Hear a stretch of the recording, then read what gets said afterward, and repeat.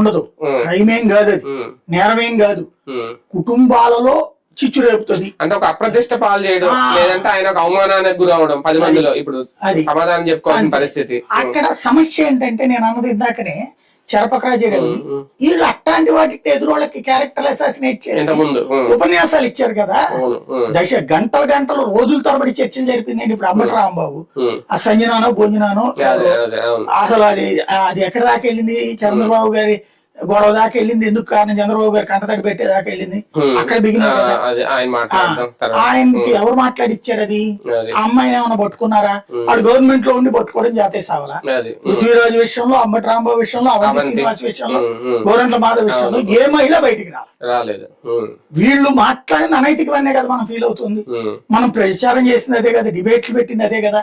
కామాంధుల party అన్నారు. అక్కడ ఈ రోజు వరకు వీళ్ళు వచ్చి 2 ఏళ్ళు అయింది కదా, ఏ అమ్మాయి బయటకు వచ్చి ఆ రోజు నేనేనని మాట్లాడింది, నన్ను ఇట్లా బెదిరించారు, ఆ రోజున కేసులు పెట్టలేదు, ఇట్లా నేను బయటకు వస్తానంటే అని ఎవ్వరూ రాలేదు వాటికి కూడా. అంటే మిమ్మల్ని నమ్మట్లేదా, లేదా మీరే సృష్టించారా? ఇది ఒక ఆస్పెక్ట్. అది ఒక ఎత్తు అయితే, ఇందులో ఇక్కడ 3 ఇన్సిడెంట్స్ జరగడం 25 దాకా 10-15 దాకా జరిగింది. కానీ 3 ప్రధానమైన ఇన్సిడెంట్స్ చూసుకుంటే, ఒకటి కిరణ్ రాయల్ అమ్మాయి ఓపెన్ గా బయటకు వచ్చి చెప్పింది, ప్రెస్ కాన్ఫరెన్స్ కూడా పెట్టి చెప్పింది.